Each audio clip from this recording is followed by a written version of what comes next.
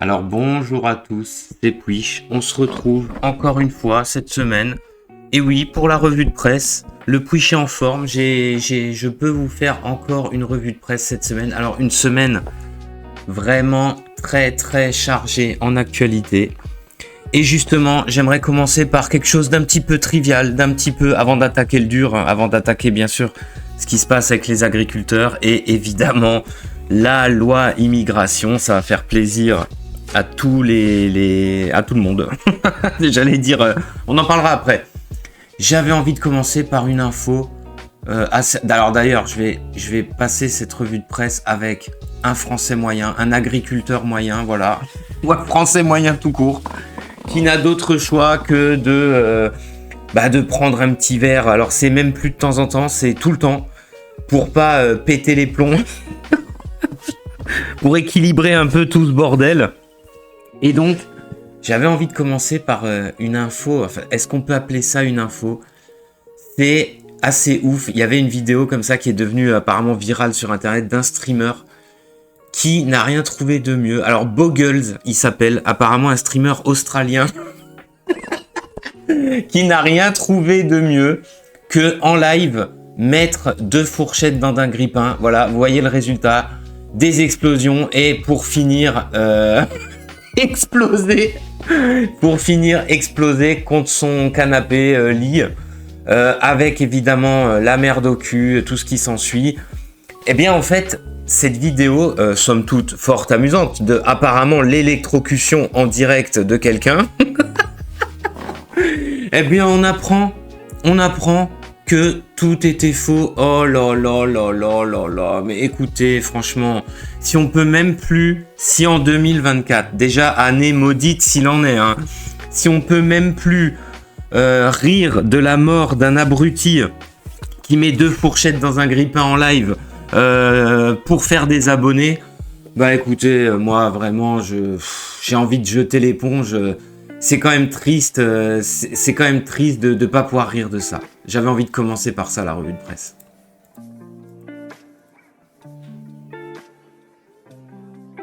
Non mais je vous invite à voir la vidéo. Merde, il est encore là, lui. Bah, je vous invite à... Merde, c'est mon agriculteur qui est parti. Je vous invite à voir la vidéo. C'est vrai que quand j'ai vu ça, je me suis dit non mais les gens sont quand même pas cons à ce point-là. Ils sont quand même pas cons à ce niveau-là. Bah écoutez, bon, maintenant qu'on a appris que c'est faux... Du coup, c'est pas pareil, mais bah, on va tout de suite commencer, je pense, par parler des... Ah, on peut parler de Bruno, c'est vrai. Bruno, qui nous a dit, Bruno, que, vous savez, je l'adore. J'adore notre ami Bruno. Il est sensationnel. Bah, je pense que tous les Français, il doit avoir une cote de popularité assez... ahurissante. Alors je pense qu'on en a parlé la semaine dernière, ou je sais pas si on en a parlé, parce qu'il est venu nous annoncer, putain vous savez quoi, je ne sais même pas si on en a parlé ou si on n'en a pas parlé.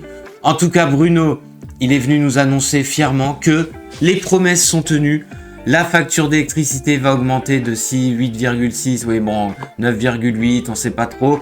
J'ai tenu ma promesse, je suis en dessous des 10%, alors il est magique, hein, il est totalement magique ce mec, il a vraiment il a des déclarations, mais vraiment d'un sérieux incroyable sur TF1, c'est une chaîne de merde, hein, qui recevait Brigitte Macron il y a une semaine ou deux pour nous expliquer que Gabriel Attal allait sauver la France avec son génie. Et voilà, ça fait toujours plaisir. Donc, alors c'est un poste de Renaissance, hein, donc l'excellent groupe, l'excellent parti politique de notre président. Si les prix de l'électricité ont flambé, c'est parce que Vladimir Poutine, l'ami de Marine Le Pen, a attaqué l'Ukraine. Dixit, le sieur Le Maire. Donc il a dit dans la même interview. Alors j'adore, parce que en dessous t'as la correction de X, mais c'est pour ça qu'ils veulent censurer ce truc. L'électricité est chère à cause de l'Arenh et de son indexation au prix du gaz voulu par le marché européen. La hausse du 0,102 est entièrement liée à la hausse de la TIFCE qui passe de 1 euro le kilowattheure à 22 euros, bordel. Je sais pas si vous voyez ce qu'on va se prendre dans la gueule. sans cette hausse, les tarifs auraient dû baisser.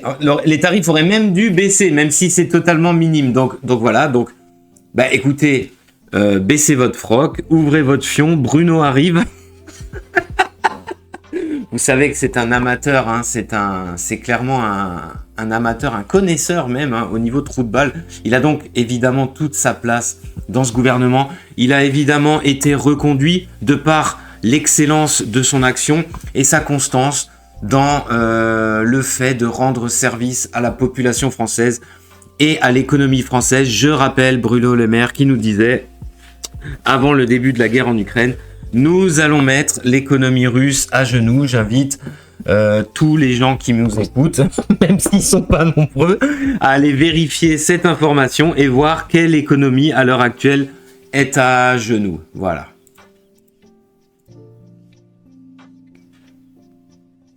Bah Bruno, c'est toujours savoureux. Il est quand même, il est gonflé à un niveau cosmique. Mais tiens, en parlant de mecs gonflés, alors rien à voir, mais j'avais envie de vous en parler. Moi, ça m'a halluciné. C'était dimanche dernier, je crois. Bref, dimanche dernier, je me retrouve à un endroit où quelqu'un a mis CNews et qui je vois l'invité de CNews, Jean-François Copé. Alors là, c'est trop fort. Dans la famille des traîtres de LR, je vous présente Jean-François Copé, maire de Meaux, magnifique, excellent maire s'il en est. Il appelle à une coalition avec Macron et se dit réjoui de la nomination de Rachida Dati. D'ailleurs, il attend avec impatience maintenant sa prochaine nomination à lui, Jean-François. Alors Jean-François Copé, encore un homme politique qui n'a jamais rien fait, qui n'a jamais rien fait d'autre que de se servir lui-même, qui devrait être en tôle depuis un bon moment, qu'on n'a plus trop entendu parler, mais qui continue à ramasser, évidemment, à ramasser forcément du pognon. Alors attention, de façon tout à fait légitime, de par son action, excellente action s'il en est, au service de ses concitoyens. Non mais voilà, mais c'est insupportable, ces mecs-là, qui sont de l'époque de Sarkozy, qui ont bouffé à tous les râteliers. Maintenant, ils se disent, bon, les LR c'est mort, faut que je me refasse une santé, allez, si je devenais macroniste, ce serait quand même sympa de venir bouffer de nouveau à la gamelle. Enfin voilà, ils ont jamais rien fait et on continue. Il y a lui, il y a Bayrou, il y en a plein, tiens, on va parler du Conseil constitutionnel tout à l'heure là. Mais tous ces gens-là qui sont au mieux des parasites inutiles, au pire des traîtres dans les grandes largeurs, je veux dire, pourquoi on continue à les inviter à la télé? Qui a envie, à part des vieux cons grabataires, sarkozystes et autres, qui a envie d'entendre l'avis de Jean-François Copé sur la situation politique et sur la situation française tout simplement? Un homme qui n'a jamais rien fait et qui nous casse les couilles, voilà, tout simplement. T'as envie de dire, mais il est encore là, lui. Moi, c'est le premier truc que j'ai pensé. Il est encore là, lui. Mais qu'est-ce que c'est que ce bordel? Ben oui, il est encore là, lui et tous ses copains. Et peut-être bien que c'est pour ça que la France est dans le gouffre. Hein. Puis surtout, on continue à leur donner de l'importance, quoi. Ça, c'est... Je sais pas. Moi, ça me dépasse. Donc, on va passer... on va parler des agriculteurs, évidemment. Hein. C'est l'info, l'actualité de cette semaine. Hein. Forcément, donc, révolte un peu partout en France des agriculteurs qui commencent à tout bloquer. Dû surtout à l'augmentation... Alors, c'est une révolte, c'est un ras-le-bol qui a de multiples formes, exactement comme ce qui s'était passé autour des Gilets jaunes. Mais on va dire que là, l'origine, c'est l'augmentation, encore une fois, d'une nouvelle taxe sur le... enfin, pas nouvelle, d'une taxe sur le fuel, hein, et donc qui pénalise énormément les agriculteurs. Donc de là est né évidemment un mouvement. Alors là, voilà, excellent. Alors je vais vous mettre plusieurs articles qu'on va commenter. Hein. De là évidemment est né un mouvement, de révolte, quoi. C'est au bout d'un moment, faut arrêter les conneries. On nous parle sans cesse de souveraineté. Là, on nous parle de nouveau le gouvernement, souveraineté alimentaire. Enfin, c'est magnifique. Mais le seul problème, c'est que nos agriculteurs, déjà, ça fait des dizaines d'années qu'il y a des problèmes avec le lait, avec le porc, avec tour à tour, avec... entre les pandémies, entre tout, surtout l'augmentation ahurissante des normes françaises, des normes européennes qui viennent s'ajouter à tout ça, l'Europe qui a beau jeu on ne comprend pas pourquoi, je sais pas, une volonté de détruire, de détricoter complètement l'agriculture française, alors soutenue par des dirigeants complices, c'est en ça que je parlais de l'autre, par exemple, de traître, soutenu par des dirigeants complices qui, a priori, ne voient pas le problème si nos agriculteurs crèvent et si, justement, moi je vois pas comment la souveraineté alimentaire de la France peut continuer dans ces conditions. Enfin, c'est complètement fou, le monde est un grand marché. Et la France, j'ai l'impression qu'on est toujours dans ce délire complet d'une société occidentale entièrement tertiaire, en tout cas française, hein, entièrement tertiaire, avec que des services et que des consommateurs. Mais va falloir arrêter très très vite avec tout ça. De toute façon, on ne tire aucune leçon, hein, finalement. On ne tire aucune leçon du passé. Et de toute façon, on continue les mêmes erreurs, quand bien même on sait que c'est pas bon. Mais je pense que derrière tout ça, c'est encore une fois des politiciens véreux, des traîtres. Hein. Il n'y a pas d'autre mot. Et alors, en parlant de traîtres, on a notre nouveau ministre de l'Agriculture. Alors, ça m'a permis de connaître son nom et sa gueule de con. Donc, c'est Marc Fesneau. Voilà. Importation de poulet ukrainien en plein dans ça c'était en début de semaine. Marc Fesneau ne veut pas envoyer de signaux hostiles à Kiev. Eh ben oui. On va continuer à vous acheter votre poulet de merde qui est le moins cher du coin. Et on va continuer à faire de la concurrence déloyale à nos agriculteurs, bien évidemment. On va continuer à servir ça dans les cantines, alors que les cantines et les lieux publics, il serait quand même grand temps et ce serait une logique implacable qu'ils servent des produits français. Ah oui, mais le poulet ukrainien, il est français. Ah bah oui, parce qu'on l'a emballé avec on prend 2 côtelettes, 2 escalopes de poulet ukrainienne, 2 escalopes de poulet française, et on lui met la norme NF au cul, et voilà, et c'est parfait. Mais c'est un foutage de gueule. Vous apprenez des trucs sur les pratiques des grands magasins Super U et toute la clique.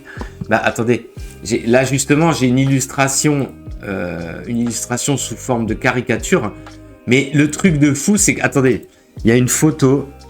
Donc, on peut vous imprimer le ticket, madame, le ticket de caisse de votre paquet de pâtes italiennes au blé ukrainien, fabriqué en Chine et emballé au Canada. Mais ce ne serait pas très écologique. Bah oui, justement. Et c'est bien ça le problème. Parce que je vais vous montrer, voilà. Voilà, vous allez voir, c'est incroyable. Alors, c'est le genre de choses, on en parle du coup de façon publique. Nos dirigeants font « Ah bon, mais je ne savais pas ». Alors voilà, le bœuf Globetrotter. Alors, il porte bien son nom, le pauvre. Alors, viande de bœuf, donc né en Autriche, d'accord, élevé en Argentine. Alors là, déjà, le cerveau bug. Lieu d'abattage, accrochez-vous bien, États-Unis. Lieu de découpe, France. Mais, Super U de machin. Mais, je veux dire, moi ça me fait bugger. Ça me fait carrément bugger. Tu te dis, mais attends, je pige pas, je pige pas. Et après, on s'étonne. Donc il faut pas envoyer de mauvais signaux, hein, bien évidemment. Alors que qu'est-ce qu'on en a à branler finalement des agriculteurs ukrainiens quand il y a les nôtres qui font faillite. Enfin, vraiment, je comprends pas. Là, c'est pareil, un prix payé au producteur 70 centimes, prix en supermarché.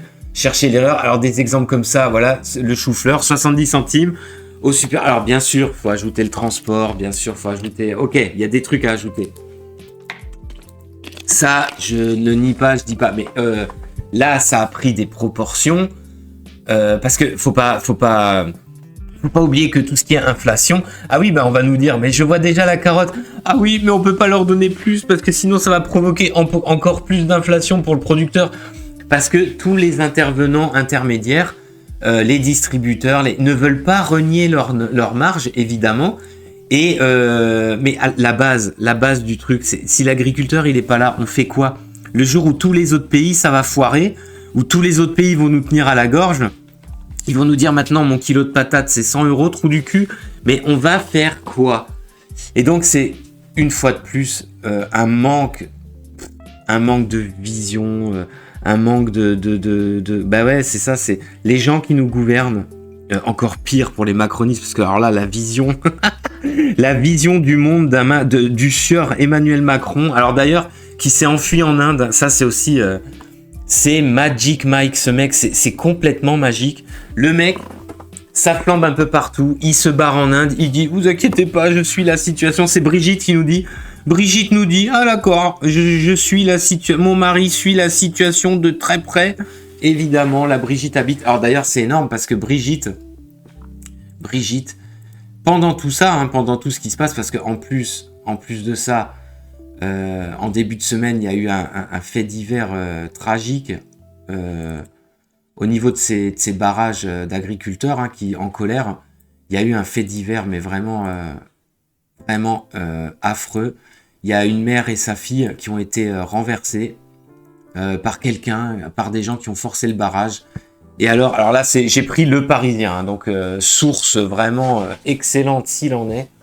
Donc agricultrice tuée sur un barrage en Ariège. Les occupants du véhicule qui a fauché la famille, oui parce que le père aussi a été fauché, hein, étaient visés par une OQTF. Oh, comme c'est étonnant. Mais alors, les OQTF, faut vraiment qu'ils s'affichent un peu partout, parce que j'ai encore je sais pas combien de news sur des OQTF. Alors je sais, c'est affreux, mais il se passe tellement des trucs de dingue, je suis obligé d'en parler. Donc de nationalité arménienne, donc vraiment, ils ont été placés en garde à vue. Une enquête a été ouverte pour homicide involontaire aggravé et blessure aggravée. En plus, parce que apparemment ils se sont enfuis. Hein. Le conducteur, comme les 2 passagers, étaient sous l'obligation de quitter le territoire français depuis fin 2023, mais inconnu de la police. Alors là, bon. Donc déjà, la fin, tu comprends pas. OQTF, mais inconnu de la police. Bon, d'accord, alors, les juristes, les excellents juristes vont nous expliquer, oui, mais c'est parce que c'est normal, c'est gna gna gna gna gna gna. En tout cas, ils forcent un barrage, ils tuent une mère et leur fille qui étaient là en train de manifester dignement pour leur survie, pour leur métier. Et puis voilà, ils sont fauchés une fois encore, mais moi je peux pas m'empêcher d'y penser. Si ces gens avaient été reconduits chez eux fin 2023, je suis désolé, mais cette famille serait encore là. C'est obligé, je ne peux pas avoir une autre pensée. Alors avec des si on refait le monde, puis oui j'entends déjà, mais là ça se multiplie à l'infini, donc en plus des manifestations, une manifestation endeuillé par un drame, hein, force à cette famille, évidemment. Écoutez, on apprend, voilà, fin de semaine, que tout va bien aller. Gabi, il était là hier soir, il est allé parler, parce qu'il s'est passé énormément de choses. Il est allé parler, oui, évidemment, aux agriculteurs qui manifestent. Il leur a dit « Je vous ai compris ». Il nous a fait De Gaulle. C'est le nouveau De Gaulle, ce Gabi. Il est magnifique.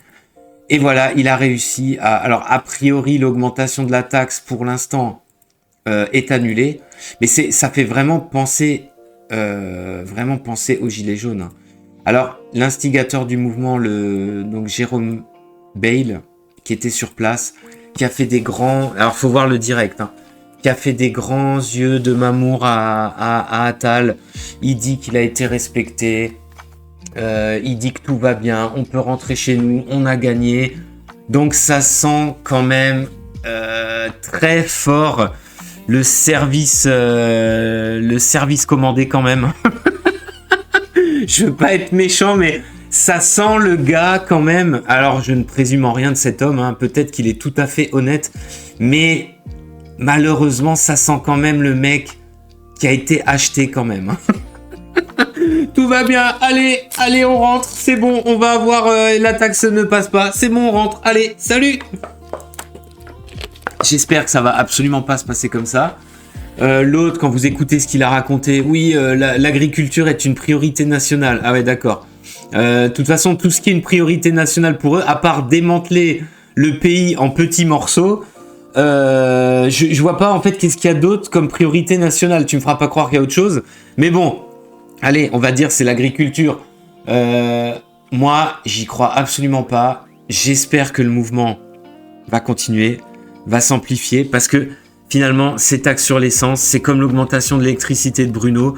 C'est tous les Français. Je veux dire, à un moment donné, on donne à ces gens-là quasiment 1 euro sur 2 qu'on gagne.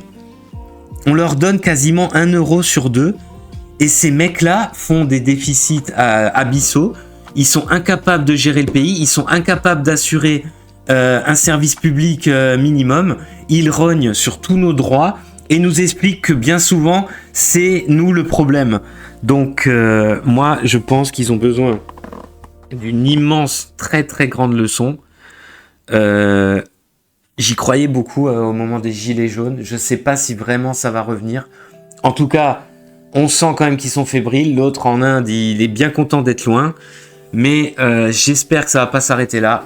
J'espère que ça va s'amplifier et j'espère que cette colère légitime, je le dis, hein, de gens qui bossent, de gens qui travaillent, pas que les agriculteurs. Hein. Il y a aussi tous les artisans, tous les gens qui bossent, qui en ont plein les couilles d'être pris pour des cons. Eh ben, j'espère que on verra ce que ça va donner. On verra ce que ça va donner, mais nul doute qu'on en reparlera très certainement dans des prochaines revues de presse.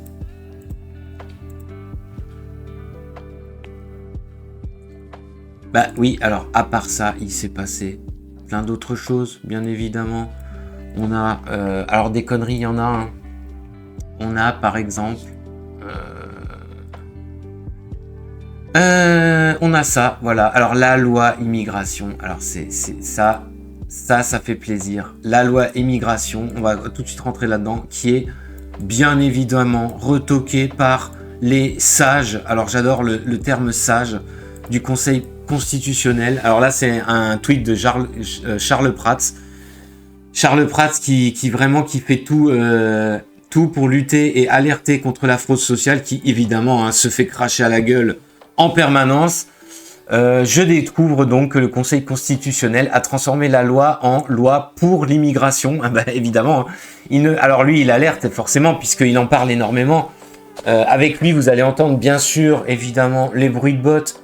Il ne va pas falloir s'étonner des conséquences politiques de tout cela. Et évidemment, alors, censure des mesures de restriction du regroupement familial, caution retour pour les étudiants étrangers, censure de l'instauration de quotas, bah évidemment, hein, censure non mais ça c'est fou, censure du délit de séjour irrégulier pour les étrangers. Bon, écoutez, les Français, allez vous faire foutre, allez vous faire enculer, je dirais même, parce que là on est sur de l'enculade. Donc le Conseil constitutionnel, qu'est-ce que c'est que cette merde? Déjà quand vous voyez qu'il y a des mange-merdes comme Laurent Fabius et Alain Juppé, qui devraient, à l'heure actuelle, on ne devrait plus jamais entendre parler d'eux, ils devraient être en tôle. Bah déjà, voilà, vous avez tout compris, le Conseil constitutionnel, c'est l'espèce d'asile pour grabataires politicards vraiment au dernier degré, qui sont juste des paillassons qui sont là aux ordres, ils servent à rien, ils nous coûtent, alors là pour le coup, eux ils doivent nous coûter mais un pognon mais stratocosmique. Ah oui, stratocosmique. Bien sûr, ils ont modifié toute cette putain de loi au mépris complet, il faut quand même en parler, au mépris complet de l'avis des Français. Puisqu'on en parlait la semaine dernière avec la déclaration une citation de Michel Onfray qui disait que bien sûr on connaît l'avis des Français et c'est pour ça que sur tout un tas de sujets on ne le demande pas. Il faisait évidemment allusion aux différents référendums qui n'auront jamais lieu avec Emmanuel Macron, mais parce que on connaît l'avis des Français, on connaît l'avis des Français sur le trop-plein d'immigration à l'heure actuelle dans le pays. On le sait très bien et ce depuis des années. Et donc ces gens-là font mine de garant de la Constitution. Il n'y en a pas un seul qui est constitutionnaliste. Mais enfin, c'est complètement fou, quoi. C'est vraiment, c'est un jeu de dupes, c'est un jeu de foutage de gueule. Et ben, une fois de plus, les politiciens, le gouvernement Macron, crachent, pissent même à l'arrêt de tous les Français lucides et de tous les Français tout court. Hein. Ben, écoutez, j'ai envie de dire, est-ce qu'on le mérite au final? Parce qu'on les laisse faire depuis longtemps quand même là. Je veux dire, les gens ont revoté pour Macron a priori. Bon, moi, Joker sur ce coup-là. Vous savez ce que j'en pense? J'ai des doutes, hein. Mais on va dire Joker. Allez, ils ont revoté. Mais c'est complètement fou de piétiner comme ça, sachant très bien ce que pensent la plupart des Français, quoi. Et donc c'est génial, c'est bon, loi pour l'immigration, au lieu de les dégager, on va leur donner encore plus de papier. Et du coup, c'est les restaurateurs qui sont très contents. Regardez, voilà, les restaurateurs. Alors, bon, on est chez Libération. Donc automatiquement. Citation d'un mec. Il faut arrêter de se voiler la face et régulariser les gens qui veulent travailler. Plusieurs centaines de chefs cuisiniers se mobilisent contre la loi immigration et seront dans la rue, oui, parce qu'il y a eu des manifs, et seront dans la rue dimanche. Les restaurateurs lucides ont bien compris qu'il leur fallait absolument de la main-d'œuvre bon marché et corvéable à merci, puisque effectivement ce sont des sans-papiers en situation irrégulière. Écoutez, j'ai envie de dire à tous ces restaurateurs, allez tous vous faire enculer. La restauration, ça a été aidé depuis des années, ce qui est normal, ça fait partie, la restauration, mine de rien, moi je trouve que ça fait partie du patrimoine français, mais non, pas pour faire travailler des migrants, pas pour... je crois que la restauration, tout ce qui est hôtel-restaurant, c'est la pire convention collective de toutes les conventions collectives de France. Donc voilà, c'est vraiment... alors c'est une vocation, c'est une passion. Il y a des professionnels excellents qui sont... Alors je parle absolument pas d'eux, mais quand j'entends des mecs dire « il nous faut des mecs sans papier pour travailler pour 700 €, ils font je sais pas combien d'heures », non, faut arrêter ça, Je pense que tous ces gens aussi participent de l'utilisation. Mais c'est vrai que vous remarquerez que le patronat, on l'entend pas du tout sur la loi immigration. Tu m'étonnes. Une fois encore, si c'est pour faire travailler de la main-d'œuvre à bas coût et qui ferme sa gueule et qui travaille jour et nuit, écoutez, eux, ça les arrange. Moi, personnellement, ça me dégoûte. C'est sûrement pas comme ça qu'on réglera les problèmes de chômage en France, même si apparemment le chômage est très bas, mais ça, mon cul, le chômage, c'est au moins du 10-15%. Moi, je suis désolé, mais il suffit de regarder en pleine semaine qui bosse pas, pour se rendre compte qu'il y a quand même beaucoup de monde. Il y a quand même beaucoup de monde dans les centres-villes en pleine semaine, et pas que des retraités et des étudiants. Enfin bref, c'est vraiment un foutage de gueule intégral. En tout cas, cette loi fait au moins des heureux. Et puis ça va faire d'autres heureux, bien sûr. Cette loi va faire beaucoup d'heureux d'ailleurs. Parce que, oui, c'est formidable parce que... alors, où c'est que j'ai ça ? C'est formidable parce que il va donc se multiplier ce genre de choses. Ils sont où, putain ? Alors, je cherche. J'ai un fait divers ignoble. Les cassos, les machins... putain. Ah, voilà. Excusez-moi. Donc voilà, c'est cette femme, cette pauvre victime qui va être contente. Donc voilà, Paris, violée aux urgences. Isabelle, 34 ans, porte plainte contre l'hôpital Cochin. Donc elle était à l'hôpital Cochin aux urgences, je crois depuis plus de 9 heures, un truc comme ça. Bon, ça c'est un service d'urgence classique. Le suspect identifié est un migrant jordanien sous le coup de 3 OQTF. Alors lui, il en a 3, pas 5 comme l'autre de l'autre fois. Et qui est connu sous 13 identités différentes. Alors ça, c'est... j'ai envie de dire... Alors en plus, apparemment, il était aussi connu pour d'autres faits d'agression sexuelle. Et apparemment, il avait l'habitude de rôder du côté des urgences de l'hôpital Cochin.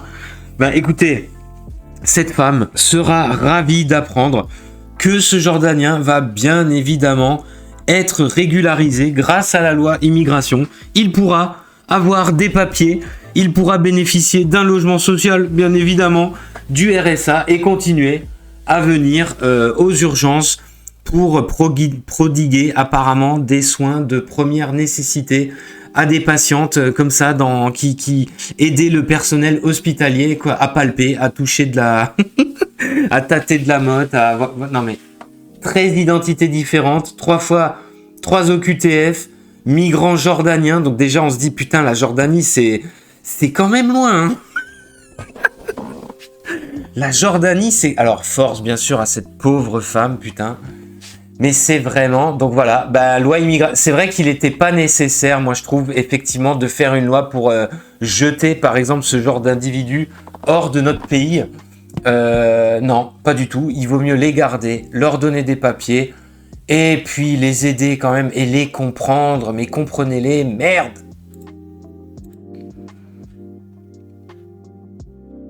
Et d'ailleurs, il n'y a pas qu'en France où on essaye de les comprendre.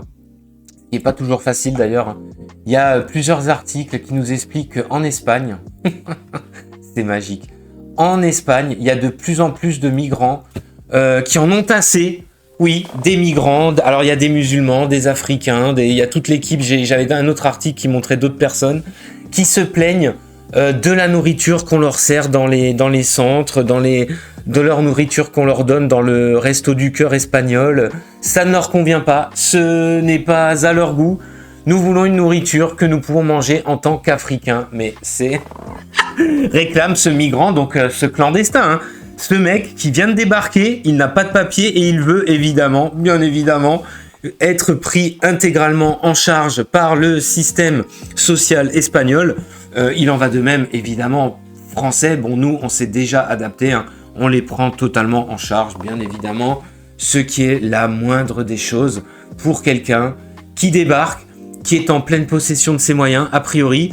Alors, il débarque pour quoi? Alors, motif économique, bientôt on va nous expliquer. Oui, chez lui, il fait chaud. C'est vrai qu'en Afrique, on n'a pas l'habitude de la chaleur, évidemment. Non, mais voilà, on en arrive à des aberrations. Alors, après les manifestations de clandestins à Paris pour dire qu'ils sont contre la loi immigration, bah d'ailleurs, force à eux, hein, ils ont réussi à faire plier le gouvernement plus sûrement que les gilets jaunes ou que les manifestants de la réforme des retraites qui se sont fait évidemment éborgner sans aucune forme de pitié, hein, par les forces de police. Bah écoutez, moi j'ai envie de dire, plus c'est gros, plus ça passe. Et donc, bah allez-y les gars, hein, continuez. Hein. Bah oui, puisqu'on est vraiment des gros cons, et puisqu'on dit rien, bah continuez, franchement, moi je leur dis chapeau. Alors d'ailleurs, plus c'est gros, plus ça passe. Alors ça c'est magnifique, parce que figurez-vous que nos députés se sont rendus compte qu'ils étaient victimes de l'inflation, et cette semaine, alors le timing est parfait, hein. Cette semaine, tout augmente. Face à l'inflation, l'Assemblée augmente les frais de mandat des députés de 300 € par mois. Oh là là là là. Les députés ont décidé, ce mercredi 24 janvier, d'augmenter de 300 € l'avance de frais de mandat qui leur permet de financer des déplacements, de louer des permanences. Oui, enfin bref, c'est l'argent de poche. C'est l'argent de poche. Alors, tous les groupes ont soutenu la hausse, excepté la France Insoumise qui s'est abstenue. Alors, il y a tout un petit débat parce que apparemment, ça a été présenté par la Macronie comme quelque chose d'automatique. Bon, il y a plus ou moins un débat. Le RN maintenant dit qu'ils sont contre, que c'est pas le bon moment, que de toute façon maintenant ils vont tous être contre. Hein. Alors, un petit rappel, 2019, passage de 900 à 1200 € de la dotation, logement des députés, bien évidemment. 2020, augmentation de la dotation matérielle des députés, on n'a pas le chiffre, hein, mais bon. 2021, revalorisation de 253 € bruts de leurs indemnités. J'adore indemnités.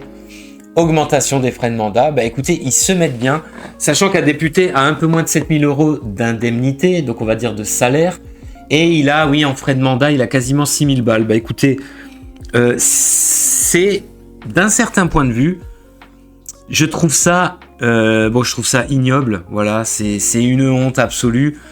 On est en pleine monarchie, quoi. C'est vraiment les mecs, bon. Mais d'un autre côté, je vais vous dire, ça me rassure parce que même eux, à leur niveau, ils se rendent compte que ça commence à être cher. Même eux qui ne payent rien, parce que ça, c'est nos impôts, hein. Tout ça, c'est nos impôts, hein. Même eux qui ne payent rien se rendent compte que, aïe, ça commence à piquer là, ça commence à être cher tout ça. Donc ça. J'ai envie de dire, ça me fait rire, mais en même temps, mais qui peut accepter? Mais putain, comment il faut être mais il n'y a pas un mec. Moi, ce qui est fou, c'est que il n'y a pas un mec dans cette putain d'assemblée qui s'est dit, ouais, peut-être, écoutez, on va reporter ça au mois prochain, hein. On va regarder déjà comment ça se passe avec les agriculteurs, avec les Français, avec la hausse de l'électricité, tout ça.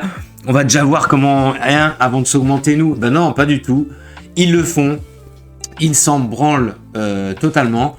Et puis écoutez, bah, plus c'est gros, plus ça passe. Alors, c'est quand même magnifique. Alors, justement, je crois que j'avais autre chose en parlant d'inflation. Ah oui, bah voilà. Parce que justement, effectivement, il y a encore et toujours de l'inflation, alors que Bruno nous assurait que l'inflation, c'est fini. Bah écoutez, non, pas du tout. Aux dernières nouvelles, apparemment, les prix ont encore pris apparemment plus de 10%. Donc, c'est vraiment, c'est ça aussi. Donc vous avez vu, hein, c'est full mauvaise nouvelle. Entre le streamer qui s'électrocute et puis en fin de compte, il s'est pas chié dessus, il est pas mort.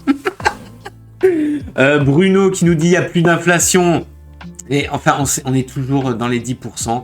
Bah, de toute façon, hein, il suffit, je pense que tous ceux qui nous écoutent, pour le peu qui écoutent, mais en tout cas, si vous écoutez, bah, allez faire vos courses. Vous êtes bien rendu compte que oui, il y a toujours de l'inflation. Hein. Non, c'est pas une vue de l'esprit, il y a toujours de l'inflation. Bah voilà, encore une fois, ils se foutent ouvertement de notre gueule. Ils en ont rien, mais alors rien à péter, mais du tout. Ils continuent à t'affirmer que c'est fini, alors que c'est absolument pas fini. Bah écoutez, hein, moi, j'ai qu'une chose à dire, c'est continuons à fermer nos gueules.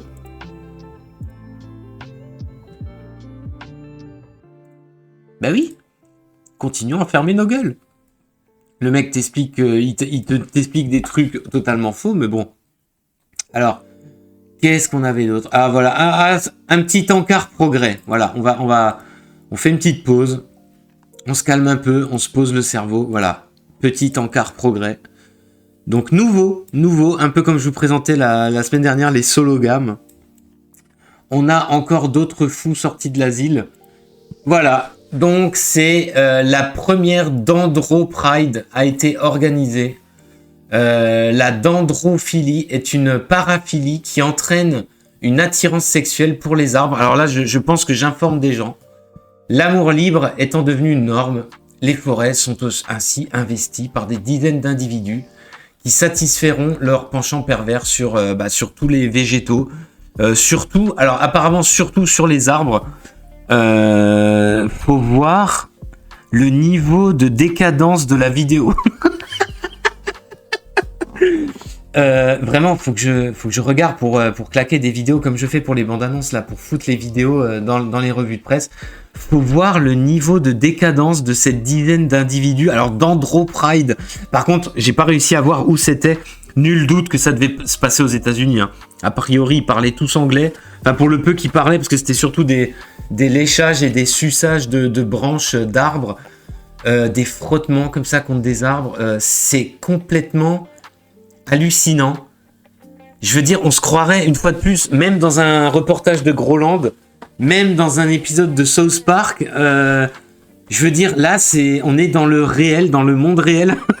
D'ailleurs, ce monde est-il réel? C'est une question qu'on peut se poser de plus en plus. Hein. Voilà, donc la dendrophilie. Alors, n'ayez pas honte. N'ayez pas honte, bien évidemment.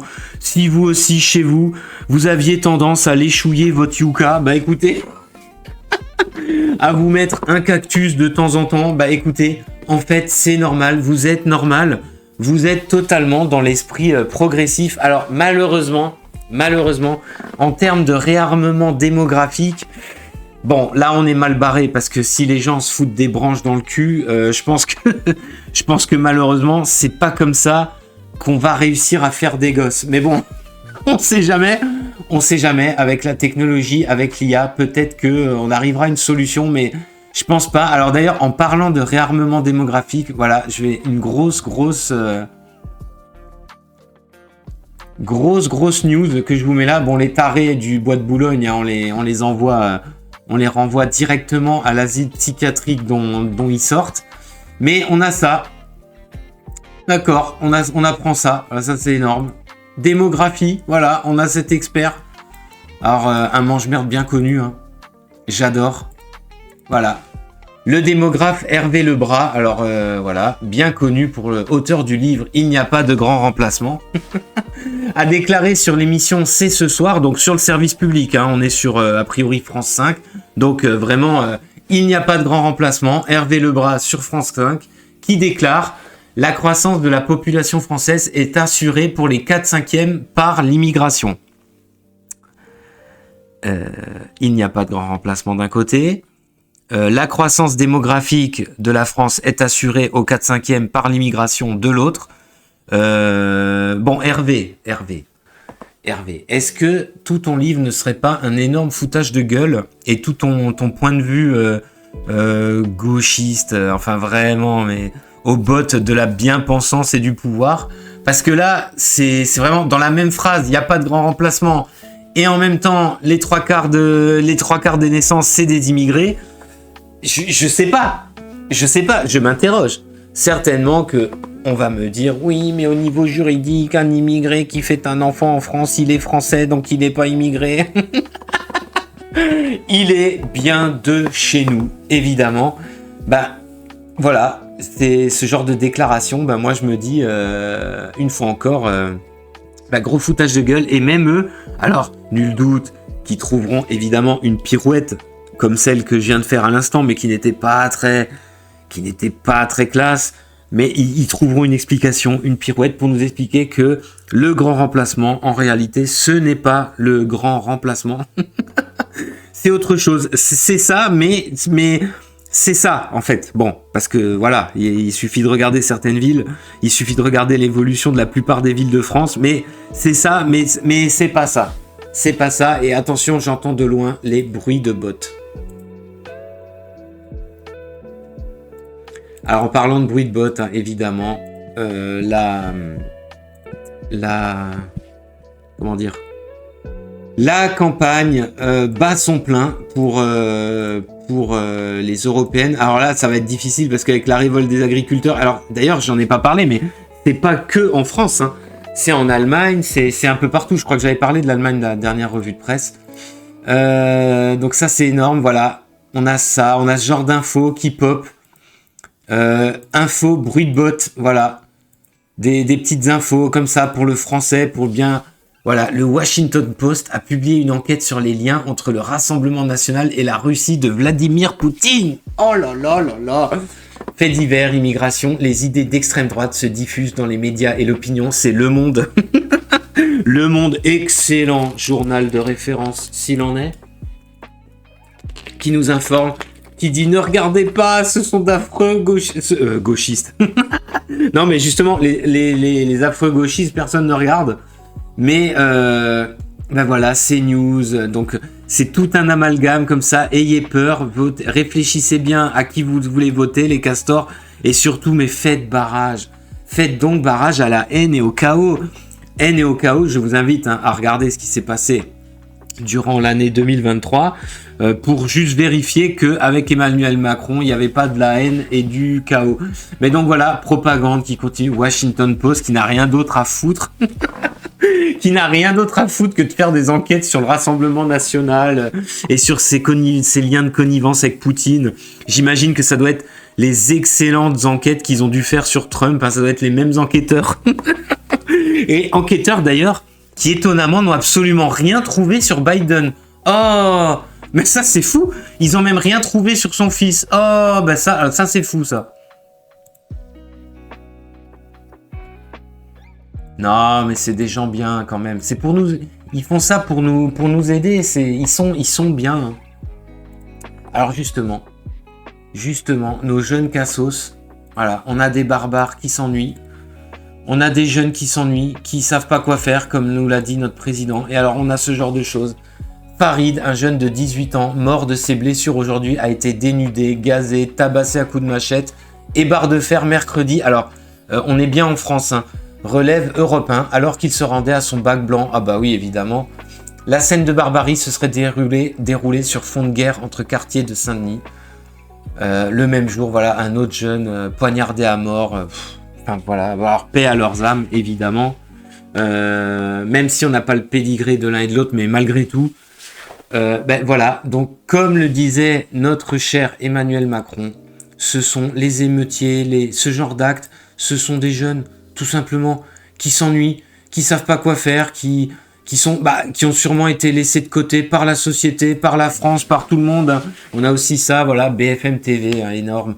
Couteau, batte de baseball, une équipe de football amateur de Menton violemment agressée pendant un match à Nice. Alors, faut voir les images. Hein. C'est clair que c'est violent. C'est en mode expédition punitive plus, en mode expédition punitive à l'africaine, à la maghrébine. Enfin, on se croirait dans des pays de barbares sous-développés. Eh ben non, on est bel et bien en France et ça va devenir de pire en pire. D'ailleurs, c'est tous les jours.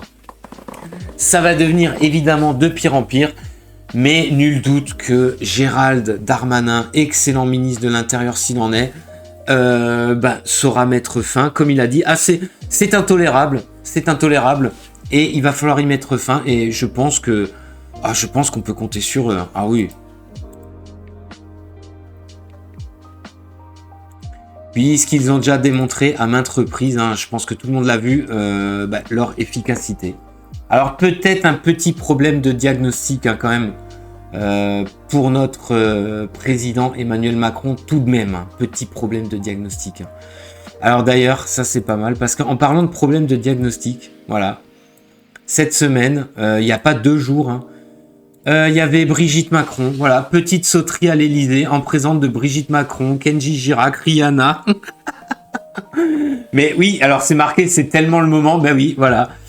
T'as les mecs, pendant que la France est potentiellement en train d'exploser, pendant que t'as des jeunes qui se font lyncher à mort, pendant tout ce qu'on a vu, pendant que t'as des jeunes femmes qui se font violer par des OQTF à l'hôpital, pendant que t'as des agriculteurs qui manifestent, pendant que t'as les Français qui arrivent plus à finir les Français qui bossent, hein, qui arrivent plus à finir leur fin de mois, bah voilà.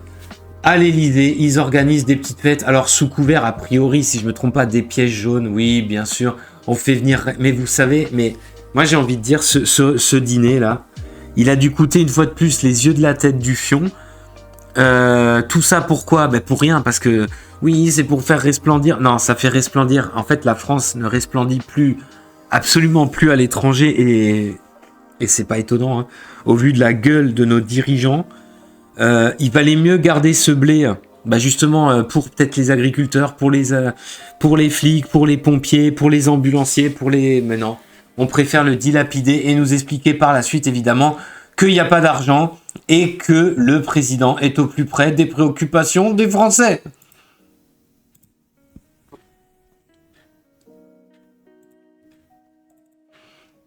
Alors on avance pas mal dans cette revue de presse, même si c'est affreux, hein.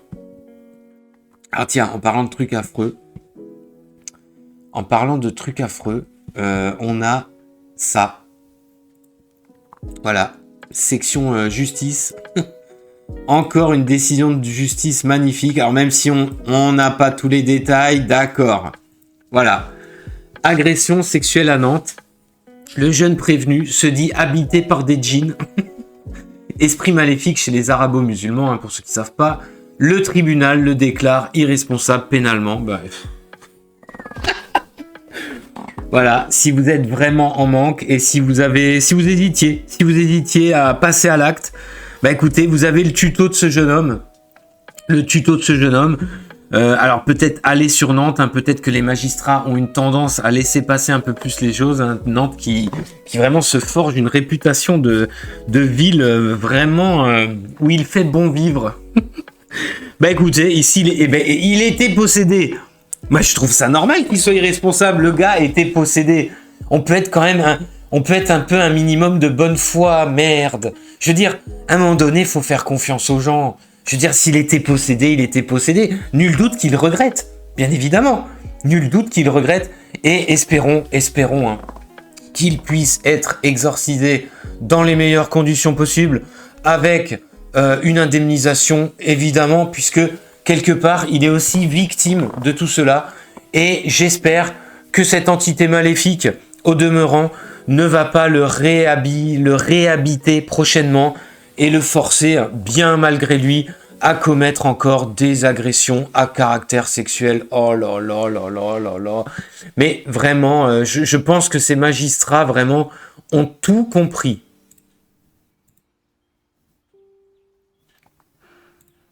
Non, vraiment, je pense qu'ils sont très forts. Le coup du djinn, c'est... fallait le tenter, c'est vraiment pas mal. Alors, on a aussi ça, attention, ne jamais oublier, hein, ne pas oublier les effets du réchauffement. Voilà. Des chercheurs alertent sur un risque de canicule pire que celle de 2003 pendant les JO de Paris. Alors j'adore parce que déjà les chercheurs alertent sur le fait qu'il fasse chaud en juin à Paris. Juin, juillet, il risque de faire chaud à Paris. Oh, alors là, ça c'est étonnant, ça c'est une nouvelle. Ensuite j'adore, risque de canicule pire que celle de 2003. Mais moi, ça me fait mourir de rire. Parce que imaginons que t'aies vraiment une grosse canicule de gros bâtards. Mais c'est vraiment que, je veux dire, quelque part, c'est même les éléments. Même les éléments sont contre ces putains de JO. Donc normalement, à un moment donné, tu raccroches les gants, t'arrêtes, quoi. Si tu te retrouves avec du 50 à Paris en plein pendant les JO, au bout d'un moment, t'arrêtes. Hein. D'ailleurs, j'ai une autre news très savoureuse sur ces putains de JO. Et n'oubliez pas que tout se réchauffe et que c'est votre faute. Bande de pollueurs. Oui, parce qu'on apprend... Merde. Toujours des petites erreurs, le Twitch. Hein. Mais bon, ça fait le... On va dire que ça fait le charme. On apprend que les nombreux bénévoles attendus pour les JO de Paris 2024 devront, voilà, non rémunérés, alors bénévoles, donc les 45 000 volontaires sélectionnés pour les JO auront à leur charge les frais de transport et d'hébergement. Le comité d'organisation, alors un budget de 4,4 milliards, qu'ils ont déjà certainement tout claqué en faisant n'importe quoi, notamment la piscine, là, ne leur propose pas d'option de logement, alors que les prix, et forcément les prix au niveau de la capitale, forcément les prix de location, tout s'envole hein, en vue des JO. Alors les mecs sont... Mais moi j'espère que du coup ils vont pas venir. Mais moi j'espère qu'ils vont pas venir, mais c'est tellement... c'est tellement dingo ce genre de news. Les mecs, écoutez, on peut pas vous loger, on peut pas, en fait, on peut rien faire. On vous paye même pas le putain de train de la SNCF qui pourrait vous amener à Paris. Mais c'est à se pisser dessus. Hein. Mais moi, j'espère qu'ils vont pas venir. Et puis, en parallèle, on apprend ça, voilà.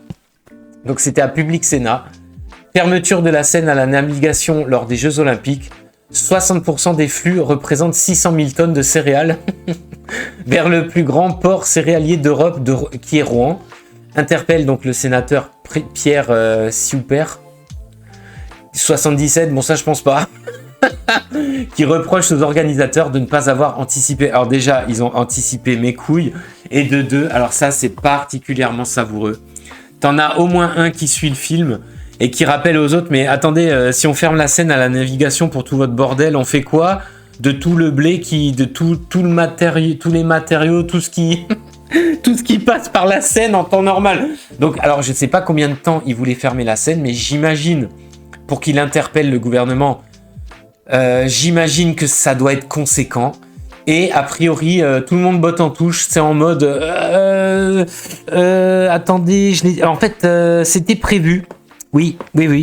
Je l'ai dans mon dossier, mais c'est pas dans ce dossier-là. Donc, écoutez... lamentable de voir à quel point, une fois encore, hein, parce qu'au final, on se marre et tout, mais au bout de la chaîne, qu'est-ce que c'est? C'est, une fois encore, notre argent. Oui, je suis désolé, hein. C'est notre argent qui est gaspillé à faire n'importe quoi. Voilà. Et du coup, des sous, il n'y en a plus, on nous dit. Hein.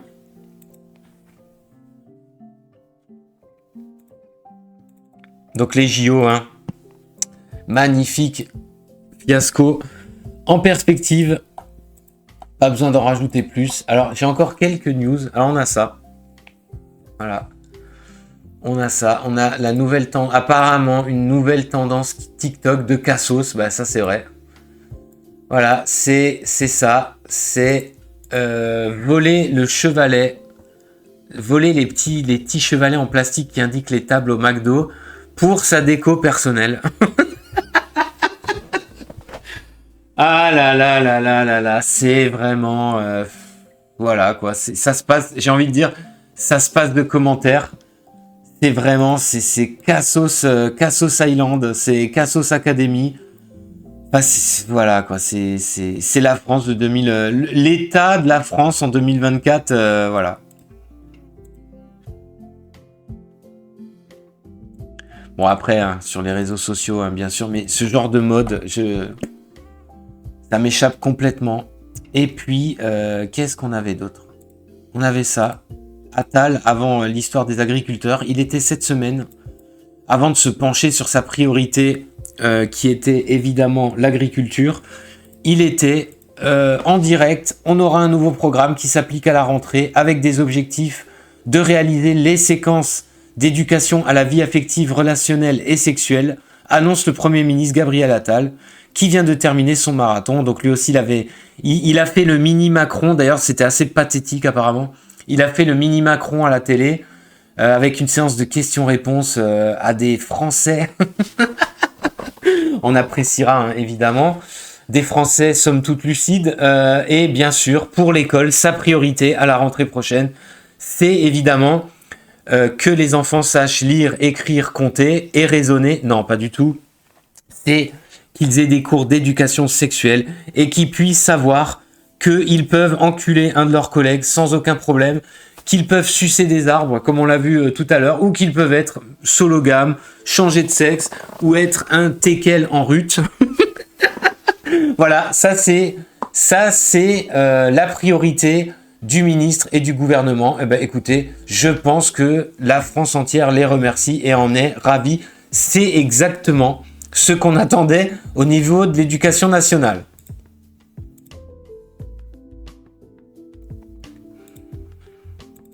Alors voilà, on arrive à la fin de cette revue de presse.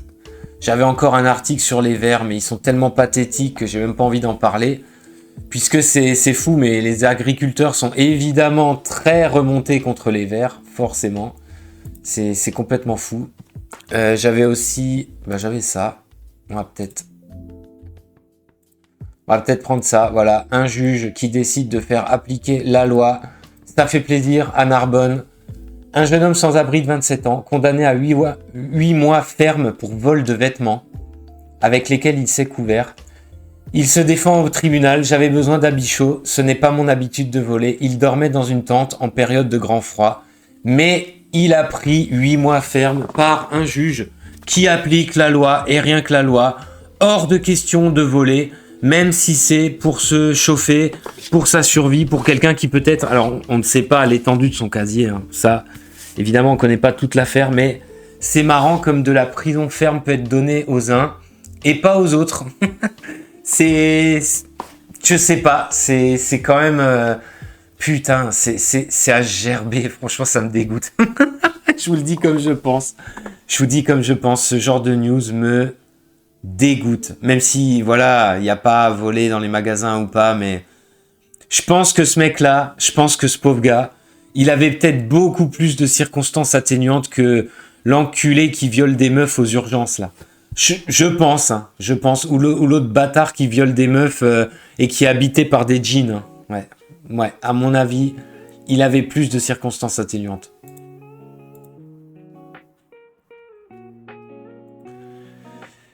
C'est la catastrophe. Et ça continue hein, encore et encore. Hein. C'est que le début. Hein. D'accord, Dan. C'est le mec. Sinon, on va finir avec ça. Voilà, avec une connasse. J'ai marqué connasse. Avec cette meuf, finalement, elle est maligne, on va dire. Voilà.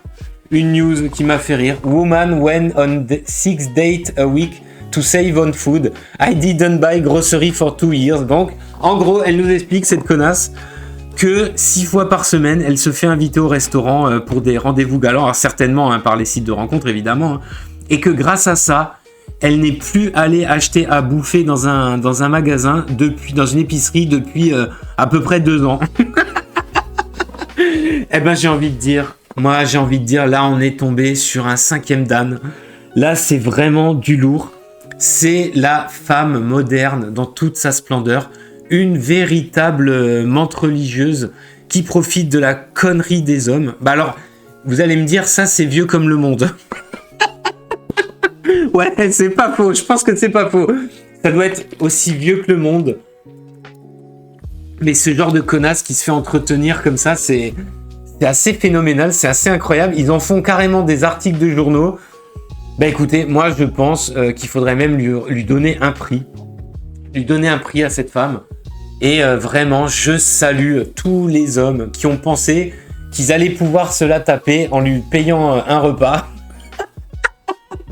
Et voilà, vous aviez tout faux, messieurs. Bien joué, meuf. Bien joué. Bah écoutez, on va s'arrêter là. J'avais envie de vous partager ce truc. Moi, ça me fait marrer, c'est très drôle. Après, j'ai envie de dire, effectivement, ça c'est vieux comme le monde. Mais ouais, on va s'arrêter là. Alors, une revue de presse un peu plus courte que d'habitude. Je suis passé assez rapidement finalement sur les agriculteurs. J'avais plein d'autres choses à raconter. Mais bon, c'est pas grave, on va se retrouver plus tard pour d'autres infos. Et puis, je vous dis bonne soirée et à plus pour d'autres infos. Et oui